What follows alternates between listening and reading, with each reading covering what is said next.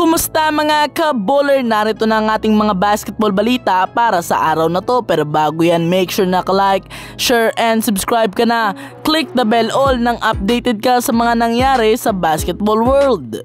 Para sa ating unang balita mga ka-baller, may inilabas nga na report na kung saan pwede daw matuloy ang isang blockbuster trade na to na magpapadala nga dito kay Anthony Davis sa Boston Celtics kapalit nga po nitong sila Jaylen Brown at nito nga pong si Robert Williams. Sa nasabing trade ka-baller, ang opinyon ko lang dito ay magpapalakas ng ilalim to para sa Boston na kung saan magiging katulong nga po nitong si Jason Tatum etong si Anthony Davis. Para sa Lakers ka-baller, once nga na mawala na itong si Anthony Davis, eto nga si Robert Williams ang siyang magpapalit nga sa pwestong iniwan nito at ito namang si Williams ay magpro-provide para sa Lakers ng rebounding at syempre depensa. Magkakaroon rin nga po ng panibagong katulong etong si LeBron James sa katawan naman itong si Jaylen Brown na isa ring shooter ng NBA. Pero sabi ng karamihan ka-baller, napakalabo daw na mangyari ang nasabing trade dahil nga itong ang dalawang players na to na sila Jaylen Brown at itong si Anthony Davis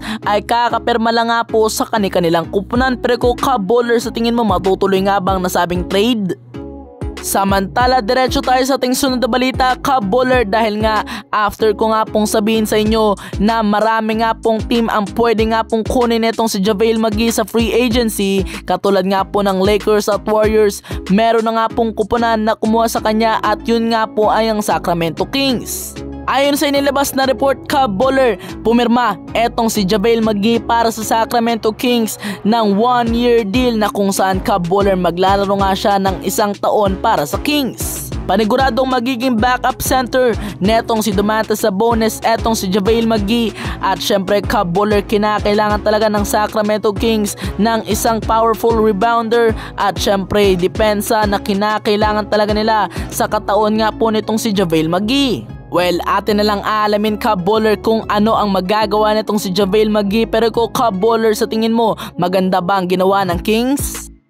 Habang diretso tayo sa ating sunod na balita ka-baller, wala na nga po ang pinapangarap ng Pilipinas na makapasok nga po sa Olympics at marami nga po ang sinisisi eto nga pong si Coach Chot Reyes. Pero ayon nga po sa inilabas na report at ayon nga po sa media, eto nga pong si Coach Chot Reyes ay nagsalita na patungkol nga po sa kanyang magiging future sa Gilas. Ayon kay Coach Chot Reyes ka-baller, malalaman na lang daw yan kung ano ang magiging desisyon ng SBP dahil nga retiro na nga daw siya at pinipilit nga daw po siya ng SBP na gampanan nga po ang kanyang posisyon dahil yun nga daw po ang utos sa kanya. Naghingi na rin ka-baller ng sorry etong si Coach Chot Reyes sa mga nagawa niya nga po sa Gilas sa sunod-sunod nga po nilang pagkatalo. Pero kung ka-baller, sa tingin mo tatanggalin na nga ba itong si Coach Chot Reyes?